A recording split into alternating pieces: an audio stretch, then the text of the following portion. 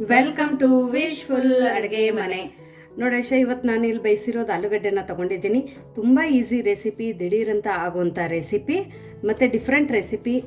ಮಹಾರಾಷ್ಟ್ರಲ್ಲಿ ಫಾಸ್ಟಿಂಗದ ರೆಸಿಪಿಗೂ ಸುಮಾರು ಜಾಸ್ತಿ ಪ್ರಮಾಣದಲ್ಲಿ ನಾವು ಮಾಡ್ತೀವಿ. ಸೊ ಅದರಲ್ಲಿದೆ ಇದು ಒಂದು ಹೊಸ ರೆಸಿಪಿ. ಸೊ ಕೆಲವೊಬ್ರಿಗೆ ಗೊತ್ತಿರುತ್ತೆ, ಬಟ್ ಮಾಡೋ ರೀತಿ ಇವತ್ತಿನ ತುಂಬ ಡಿಫ್ರೆಂಟ್ ಆಗಿದೆ. ಸೊ ಅದನ್ನ ನೀವು ಕೊನೆ ತನಕ ಮಧ್ಯದಲ್ಲಿ ಸ್ಕಿಪ್ ಮಾಡದೆ ನೋಡಿದರೆ ಮಾತ್ರ ಗೊತ್ತಾಗುತ್ತೆ ಯಾವ್ಯಾವ ಇಂಗ್ರೀಡಿಯೆಂಟ್ಸ್ನ ನಾವು ಹಾಕಿರ್ತೀವಿ ಅಂತ ಹೇಳ್ಬಿಟ್ಟು. ತುಂಬ ಡಿಫ್ರೆಂಟ್ ಆಗಿದೆ. ನೀವೇ ಆಮೇಲೆ ನಂಗೆ ಕಮೆಂಟ್ ಮಾಡಿ ಹೇಳೋರಂತೆ ಯಾವ ಥರ ಇದೆ ಈ ರೆಸಿಪಿ ಅಂತ.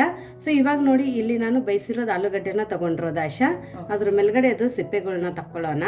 ಸಿಪ್ಪೆಗಳು ತಗೊಂಡ್ಬಿಟ್ಟು ನಾವು ಮತ್ತೆ ನೆಕ್ಸ್ಟ್ ಏನು ಮಾಡೋದು ಅಂತ ನೋಡೋಣ. ನೋಡಿ, ನಾವೀಗ ಒಂದು ಬೇಸನ್ನು ತಗೊಂಡಿದ್ದೀವಿ. ಸಿಪ್ಪೆ ಬಿಡಿಸಿದ ಆಲೂಗಡ್ಡೆನ ಅದ್ರೊಳಗಡೆ ಸೇರಿಸ್ಕೊಳ್ತಾ ಇದೀವಿ.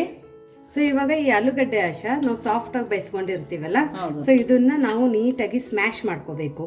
ಗ್ರೇಟ್ ಮಾಡ್ಕೊಳ್ಳೋ ಅವಶ್ಯಕತೆ ಏನಿಲ್ಲ, ಸ್ಮ್ಯಾಶ್ ಆದರೆ ಸಾಕು. ಅಂದ್ರೆ ಒಳಗಡೆ ಗಂಟುಗಳು ಉಳಿಬಾರ್ದು, ಆ ಥರ ಸ್ಮ್ಯಾಶ್ ಮಾಡ್ಕೊಬೇಕು. ಹೌದು. ಸೊ ನಿಮ್ಮ ಹತ್ರ ಒಂದು ಆಲೂಗಡ್ಡೆ ಇದ್ರೂ ಈ ರೆಸಿಪಿ ಆಗುತ್ತೆ.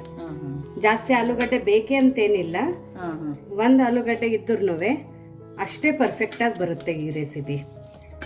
ಅಕಸ್ಮಾತ್ ಕುದಿಸಿರೋದು ಇಲ್ಲ ಅಂದ್ರೂ ಆಲೂಗಡ್ಡೆ ಹಸಿದನ್ನು ತುರಿದ್ಬಿಟ್ಟು ಹಾಕೋಬಹುದು. ಹಸಿದ್ರಲ್ಲೇ ಮಾಡ್ಕೊಬೋದು, ಹಸಿದ್ರಲ್ಲಿನೂ ಮಾಡ್ಕೋಬಹುದು. ಸಬ್ಬಕ್ಕಿಯಲ್ಲಿನೂ ಸುಮಾರು ವೆರೈಟೀಸ್ಗಳಿದ್ದಾವೆ. ಬಟ್ ಮಾಡೋ ರೀತಿ ಗೊತ್ತಿದ್ರೆ ಡೈಲಿ 1-2 ರೆಸಿಪಿಗಳನ್ನ ಮಾಡಿ ತಿನ್ಕೋಬಹುದು. ಅವಾಗ ನಾವು ಫಾಸ್ಟಿಂಗ್ ಮಾಡ್ತಾ ಇದ್ದೀವಿ ಅಂತಾನೆ ಅನ್ಸಲ್ಲ. ಸೊ ನೋಡಿ, ಇವಾಗ ಇದು ಇಷ್ಟೆಲ್ಲ ಚೆನ್ನಾಗಿ ಸ್ಮ್ಯಾಶ್ ಆಗಿದೆ. ಇವಾಗ ನೆಕ್ಸ್ಟ್ ಇದ್ರ ಒಳಗಡೆ ಏನು ಹಾಕೋದು ಅಂತ ನೋಡೋಣ. ಸೊ ನೋಡಿ, ಇಲ್ಲಿ ಆಲೂಗಡ್ಡೆ ಚೆನ್ನಾಗಿ ಸ್ಮ್ಯಾಶ್ ಆಗಿದೆ ಅಲ್ಲ ಆಶಾ. ಇವಾಗ ಇದ್ರ ಒಳಗಡೆ ನೆನೆಸಿರೋದು ಸಬ್ಬಕ್ಕಿನ ಹಾಕೊಳ್ಳೋಣ. ಸಬ್ಬಕ್ಕಿ ನೆನೆಸಿ ಹಾಕೊಬೇಕಾ? ಹೌದು, ಸಬ್ಬಕ್ಕಿ ನೆನೆಸ್ಬಿಟ್ಟು ಹಾಕೋಬೇಕು. ನೀವು ಹಾರ್ಡ್ಲಿ ಒಂದು 3 hours ನೆಂದಿದ್ರು ಸಾಕು ಸಬ್ಬಕ್ಕಿ. ನೋಡಿ, ಪ್ರೆಸ್ ಮಾಡ್ತಿದ್ದಂಗೆ ಪ್ರೆಸ್ ಆಗುತ್ತೆ, ಅಷ್ಟು ಚೆನ್ನಾಗಿ ನೆಂದಿದೆ. ಸೊ ಇವಾಗ ಇದಕ್ಕೇನೆ ನಾವು ರುಚಿಗೆ ಉಪ್ಪನ್ನು ಹಾಕೊಳ್ಳೋಣ. ಉಪ್ಪು ನೋಡ್ಬಿಟ್ಟು ಹಾಕೊಳ್ಳಿ. ನೀವು ಉಪವಾಸಕ್ಕೆ ಯಾವ ಉಪ್ಪು ತಿಂತೀರಾ ಆ ಉಪ್ಪನ್ನು ಹಾಕೊಳ್ಳಿ. ಇವಾಗ ಇಷ್ಟೆಲ್ಲ ಹಾಕೊಂಡ ನಂತರ ಆಶಾ, ಇವಾಗ ಇದ್ರ ಒಳಗಡೆ ನಾವು ಸಣ್ಣದಾಗಿ ಕಟ್ ಮಾಡ್ಕೊಂಡಿರೋಂಥ ಕೊತ್ತಂಬರಿ ಸೊಪ್ಪನ್ನು ಹಾಕೊಳ್ಳೋಣ. ಸೊ ಕೊತ್ತಂಬರಿ ಸೊಪ್ಪು ಹಾಕೊಂಡು ಇದನ್ನು 1-2 ನಿಮಿಷ ಪಕ್ಕಕ್ಕೆ ಇಟ್ಕೊಂಡು ಇದಕ್ಕೆ ಯಾವ ಮಸಾಲೆನ ಹಾಕೊಳ್ಳೋದು ರುಬ್ಬಿ ಬಿಟ್ಟು ಅಂತ ನೋಡೋಣ. ನೋಡಿ, ಒಂದು ಮಿಕ್ಸಿ ಜಾರ್ ತಗೊಂಡಿದ್ದೀವಿ. ಇದ್ರ ಒಳಗಡೆ ಹುರಿದಿರೋದು ಕಡಲೆ ಬೀಜ ಹಾಕೊಂಡಿರೋದು ನಾನು 1 ಹಿಡಿ. ಅದ್ರ ಜೊತೆ ಹಸಿಮೆಣಸಿನ್ಕಾಯಿ ಹಾಕೊಂಡಿದ್ದೀನಿ. ಖಾರ ನೋಡಿ ಹಸಿಮೆಣಸಿನ್ಕಾಯಿನ ಹಾಕೊಳ್ಳೋಣ. ಇದೆಲ್ಲನೂ ಆಶಾ ನಾವು ನೀರು ಹಾಕದೆ ಸ್ವಲ್ಪ ತರಿ ಹಂಗೆ ಪೇಸ್ಟ್ ಮಾಡ್ಕೊಂಡು ಬರಬೇಕು. ನೀರು ಹಾಕಬಾರ್ದು, ಒಂಥರ ಪೌಡರ್ ಥರ ಮಾಡ್ಕೊಂಡು ಬರಬೇಕು ನಾವು ಇದನ್ನು. ಸೊ ನೋಡಿ, ಇದನ್ನು ಈ ಥರ ನಾವು ಪುಡಿ ಮಾಡ್ಕೊಂಡು ಬಂದಿರೋದು, ನೀರು ಹಾಕಬಾರ್ದು. ಈ ಮಸಾಲೆನ ನಾವು ಇದೇನು ಸಬ್ಬಕ್ಕಿದ ಮಿಶ್ರಣ ಇದೆ ಅಲ್ಲ ಅದ್ರ ಒಳಗಡೆ ಹಾಕೊಳ್ಳೋಣ. ನೋಡಿ, ಈ ಥರ ಹಾಕೋಬೇಕು. ಕಡಲೆ ಬೀಜ ಸ್ಮೆಲ್ ಅಂತ ತುಂಬ ಚೆನ್ನಾಗಿ ಬರ್ತಾ ಇದೆ. ಸೊ ನೋಡಿ, ಇಷ್ಟೆಲ್ಲ ಹಾಕೊಂಡ ನಂತರ ಇದ್ರ ಒಳಗಡೆ ಆಶಾ ನಾನು ಇವಾಗ ಅರ್ಧ ಕಪ್ಪಷ್ಟು ಮೊಸರನ್ನ ಹಾಕೋತಾ ಇದ್ದೀನಿ. ಹುಳಿ ಮೊಸರ ಅಥವಾ ಸ್ವೀಟ್ ಇರೋ ಮೊಸರ, ನಿಮ್ಮ ಹತ್ರ ಯಾವ್ದಿದೆ ಅದನ್ನ ಹಾಕೊಳ್ಳಿ, ಪರವಾಗಿಲ್ಲ. ಸೊ ಜಾಸ್ತಿ ಉಳಿಯೋದ್ರೂ ನಡೆಯುತ್ತೆ. ಸೊ ಇದೆಲ್ಲನೂ ನಾವು ಇವಾಗ ಮಿಕ್ಸ್ ಮಾಡ್ಕೋಬೇಕು. ಅಕಸ್ಮಾತ್ ಮೊಸರು ತುಂಬಾನೇ ಸಪ್ಪೆ ಇರುತ್ತಲ್ಲ, ಅದನ್ನಿದ್ರೆ ಬರೀ ಮೊಸರಲ್ಲಿನೂ ಕಲಸ್ಕೋಬಹುದು. ಹುಳಿ ಮೊಸರು ಆದ್ರೆ ನಾವೊಂದು ಅರ್ಧ ಹಾಕೋಬಹುದು. ಇದಕ್ಕೆ ನೀರೇ ಬೇಕಂತೇನಿಲ್ಲ ಆಶಾ. ಸಬ್ಬಕ್ಕಿ ನೆನೆಯೋಕ್ಕೆ ಎಷ್ಟು ನೀರು ಹಾಕಿದ್ದೀವಿ ಅಷ್ಟೇ ನೀರು. ಮಿಕ್ಕಿದ್ದನ್ನು ಇದು ಎಲ್ಲ ನಾವು ಮೊಸರಲ್ಲಿನೇ ಮಾಡ್ಕೊಳ್ಳೋಂಥ ರೆಸಿಪಿ. ಸಬ್ಬಕ್ಕಿ ಬರೀ ಎಲ್ಲಾದರೆ ಆಚೆ ಹೋಗ್ಬೇಕಾದ್ರೆ ಸಬ್ಬಕ್ಕಿನ ನೆನೆಸ್ಬಿಟ್ಟು ಹೋಗ್ಬಿಟ್ರೆ ಬರೋ ತನಕ ಸಬ್ಬಕ್ಕಿ ನೆನೆಯುತ್ತೆ. ಈ ಥರ ಮಿಕ್ಸ್ ಮಾಡ್ಕೊಂಡು ಉಪವಾಸ ಇದ್ದವರೇ ಮಾಡ್ಕೊಂಡು ತಿನ್ಬೇಕು ಅಂತಿಲ್ಲ, ಏನಿಲ್ಲ. ಈವ್ನಿಂಗ್ ನೀವು ಟೀ ಟೈಮ್ ಸ್ನ್ಯಾಕ್ಸ್ ಟೈಮಲ್ಲಿನೂ ಮಾಡ್ಕೋಬಹುದು. ಅಥವಾ ಮನೆಗೆ ಯಾರಾದ್ರೂ ಗೆಸ್ಟ್ ಬಂದಾಗ ಅದೇ ಬಜ್ಜಿ ಬೋಂಡ ತಿಂದು ಬೇಜಾರಾಗುತ್ತಲ್ಲ, ಈ ಥರ ಇದೊಂಥರ ಆಗುತ್ತೆ ಡಿಫ್ರೆಂಟ್ ಆಗಿ. ಸೊ ನೋಡಿ, ಇದ್ರ ಹದ ಇಷ್ಟೇ ಇರಬೇಕು. ಸೊ ಇವಾಗ ಇದು ಕರೆಕ್ಟಾಗಿ ಆಗಿದೆ. ಇವಾಗ ನೆಕ್ಸ್ಟ್ ಏನು ಮಾಡೋದು ಅಂತ ನೋಡೋಣ. ನೋಡಿ, ಒಂದು ಬಾಣಲಿ ತಗೊಂಡು ಎಣ್ಣೆನ ಕಾಯಕ್ಕೆ ಇಟ್ಕೊಂಡಿದ್ದೀವಿ. ಎಣ್ಣೆ ಚೆನ್ನಾಗಿ ಕಾಯ್ದಿರಬೇಕು.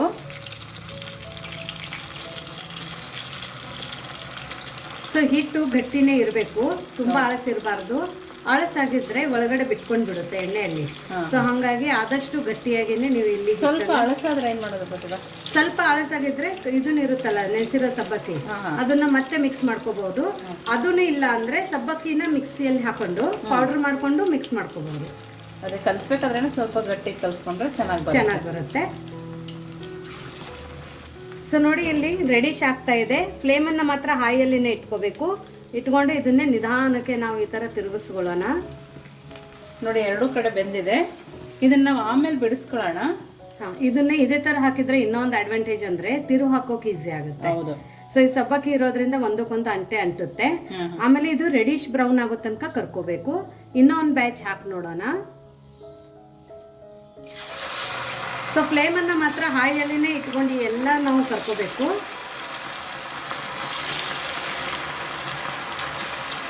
ಸೊ ನೋಡಿ ಇದನ್ನು ನಾವು ಒಂದು ಸ್ವಲ್ಪ ರೆಡಿಶ್ ಬ್ರೌನ್ ಆಗೋ ತನಕ ಕರ್ಕೋಬೇಕು. ಫ್ಲೇಮನ್ನು ಮಾತ್ರ ಹಾಯಲ್ಲಿನೇ ಇಟ್ಕೊಳ್ಳಿ. ಸೊ ನೋಡಿ ಇದನ್ನು ತುಂಬ ಚೆನ್ನಾಗಿ ಕರೆದಿದೆ. ಸೊ ಇದನ್ನೊಂದು ಸ್ವಲ್ಪ ತಣ್ಣಗಾಗೋ ತನಕ ಒಂದು ಶಾರ್ಟ್ ನೋಡ್ಕೊಂಡು ಬರೋಣ. ಸೊ ಅದಕ್ಕೆ ಇಲ್ಲಿ ನಾನು ಹಸಿ ಕಾಯಿನ ತಗೊಂಡಿದ್ದೀನಿ.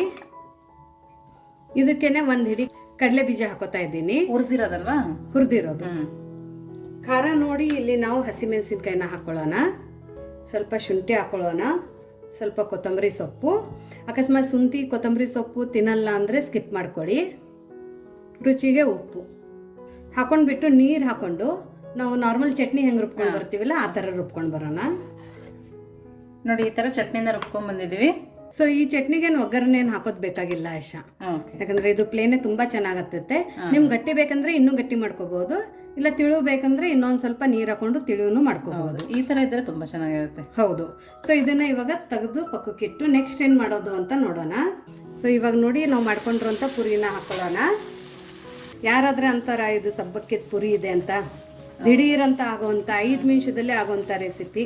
ನೋಡೋಕೆ ಕೂಡ ಎಷ್ಟು ಚೆನ್ನಾಗಿ ಕಾಣಿಸ್ತದೆ ನೋಡಿ. ಹೌದು ಅಂತ ನೋಡಿ. ಜೀರಿಗೆ ಎಲ್ಲ ಎಷ್ಟು ಚೆನ್ನಾಗಿ ಕಾಣಿಸ್ತಾ ಇದೆ, ತೆಳುಗು ಹೂವಾಗಿದೆ ನೋಡಿ. ಆಶಾ ತಿಂದ್ಬಿಟ್ಟು ಹೇಗಾಗಿದೆ ಫಾಸ್ಟಿಂಗ್ದು ಸಬ್ಬಕ್ಕಿ ಪುರಿ. ನೋಡಿ ಉಪವಾಸ ಮಾಡೋರು ಕೂಡ ರುಚಿಯಾಗಿ ತಿನ್ಬೋದು. ಹೌದು. ಒಳಗಡೆ ಸಾಫ್ಟು, ತುಂಬಾ ಚೆನ್ನಾಗಿದೆ. ಸೊ ನೋಡಿ ನಮ್ದು ಬಿಸಿ ಬಿಸಿ ಮೊಸರಿಂದ ಆಗಿರೋಂಥ ಸಬ್ಬಕ್ಕಿ ವಡೆ. ಹೌದು. ಸೊ ಇದು ಬಜ್ಜಿನೂ ಅನ್ನಿ ವಡೆನೂ ಅನ್ನಿ ನೋಡಿ ಈ ಥರ ಹಾಕೊಂಡ್ರೆ ಆಶಾ ನೀಟಾಗಿ ಉಚ್ಚುತ್ತೆ. ನೋಡಿ ಏನು ಚೆನ್ನಾಗಿ ಬರ್ತದೆ. ಇಷ್ಟು ಚೆನ್ನಾಗಿ ಸಬ್ಬಕ್ಕಿಯಿಂದ ಮಾಡೋದು. ಉಪವಾಸದಲ್ಲೂ ತಿನ್ಬೋದು, ಸ್ನ್ಯಾಕ್ಸ್ ಥರನೂ ತಿನ್ಬೋದು, ಮಕ್ಕಳಿಗೂ ಕೊಡ್ಬೋದು. ಇದು evergreen recipe, any time ತಿನ್ಕೋಬಹುದು. ಸೊ ನೋಡಿ ನೀವು ಸಂಡಿಗೆ ಎಲ್ಲ ತಿಂತೀರಲ್ಲ ಆ ಥರ ಇದು ಸಂಡಿಗೆ, ಸಬ್ಬಕ್ಕಿ ಸಂಡಿಗೆ ತುಂಬ ಚೆನ್ನಾಗಾಗಿದೆ. ಸೊ ನೋಡಿ ಇಷ್ಟು ಕ್ರಿಸ್ಪಿಯಾಗಿ ಎಷ್ಟು ಚೆನ್ನಾಗಾಗಿದೆ. ಬಾಯಲ್ಲಿ ನೀರು ಬರ್ತಾ ಇದ್ರೆ ಕಮೆಂಟ್ ಹಾಕಿ. ನಿಮಗೆ ಈ ರೆಸಿಪಿ ಹೊಸದಾದ್ರೂ ಕಮೆಂಟ್ ಹಾಕಿ. ಸಬ್ಬಕ್ಕಿ ವಡೆ, ಸಬ್ಬಕ್ಕಿ ಬೊಂಡ, ಸಬ್ಬಕ್ಕಿದ್ದು ಏನೇ ರೆಸಿಪಿ ಎಲ್ಲರೂ ಮಾಡ್ತಾರೆ. ಬಟ್ ಈ ಥರ ಒಂದು ಮೊಸರಿಂದ ಸಬ್ಬಕ್ಕಿದ್ದು ಈ ಥರ ಒಂದು ರೆಸಿಪಿನ ನೀವು ಇದಕ್ಕಿಂತ ಮುಂಚೆನೂ ನೋಡಿದರೆ ಅಥವಾ ನೀವು ನಿಮ್ಮ ಮನೇಲಿ ಮಾಡ್ತಿದ್ರೆ ನಮಗೆ ಕಮೆಂಟ್ ಮೂಲಕ ತಿಳಿಸೋದನ್ನು ಮರಿಬೇಡಿ. ಸೊ ಇವತ್ತೇ ನಾವು ಕಾಯಿ ಚಟ್ನಿ ಜೊತೆ ತಿನ್ನೋಣ, ತುಂಬ ಚೆನ್ನಾಗಿರುತ್ತೆ. ಅಥವಾ ಉಪವಾಸಕ್ಕೆ ನಿಮಗೆ ಪುದೀನ ಚಟ್ನಿ ನಡೀತಾ ಇದ್ದರೆ ಪುದೀನ ಚಟ್ನಿ ಜೊತೆನೂ ತಿನ್ಕೋಬಹುದು. ಸೊ ಇದನ್ನು ಕ್ರಿಸ್ಪಿ ತೋರಿಸ್ತೀನಿ ಹೇಗೆ ಆಗಿದೆ ಅಂತ. ಸೊ ನೋಡಿ ಹೊರಗಡೆ ಕ್ರಿಸ್ಪಿ, ಒಳಗಡೆ ಸಾಫ್ಟು, ಆಮೇಲೆ ಒಳಗಡೆನೂ ಸ್ಪಾಂಜ್ ಆಗಿದೆ. ತುಂಬ ಚೆನ್ನಾಗಾಗಿದೆ ನೋಡಿ. ಕಲರ್ ನೋಡಿ ಹೇಗಾಗಿದೆ.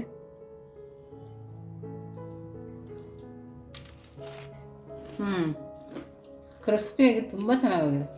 ಮೊಸರು ಹಾಕಿದ್ವಿ ಅಂತ ಅನ್ನಿಸ್ತಾ ಇಲ್ವಾ? ಹುಳಿ ಅನ್ನಿಸ್ತಾ ಇಲ್ಲ, ಏನು ಅನಿಸ್ತಾ. ಪರ್ಫೆಕ್ಟ್ ಆಗಿದೆ. ಅನ್ಸೋದೇ ಇಲ್ಲ ಇದರಲ್ಲಿ ಮೊಸರು ಹಾಕಿದ್ದೀವಿ, ಆಲೂಗಡ್ಡೆ ಹಾಕಿದ್ದೀವಿ ಅಂತ ಅನ್ಸೋದೇ ಇಲ್ಲ. ತುಂಬ ಕಡಿಮೆ ಟೈಮಲ್ಲಿ ಮನೇಲಿ ಇರೋಂಥ ಇಂಗ್ರೀಡಿಯೆಂಟ್ಸ್ನ ಬಳಸಿ ಫಾಸ್ಟಿಂಗ್ಗೆ ಇದೊಂದು ಹೊಸ ರೆಸಿಪಿ. ನಿಮಗೆ ಈ ಹೊಸ ರೆಸಿಪಿ ಹೇಗೆ ಅನ್ನಿಸ್ತು ಅಂತ ವಿಶ್ಫುಲ್ ಅಡುಗೆ ಮನೆ ಕಮೆಂಟ್ ಮೂಲಕ ತಿಳಿಸೋದನ್ನು ಮರಿಬೇಡಿ. ಇನ್ನೂ ನಮ್ಮ ಚಾನೆಲ್ನ ಲೈಕ್ ಮಾಡಿಲ್ಲ ಅಂದರೆ ಲೈಕ್ ಮಾಡಿ, ಶೇರ್ ಮಾಡಿ, ಸಬ್ಸ್ಕ್ರೈಬ್ ಮಾಡೋದನ್ನು ಮರಿಬೇಡಿ. ವಿಶ್ಫುಲ್ ಅಡುಗೆ ಮನೆಗೆ ಥ್ಯಾಂಕ್ ಯು.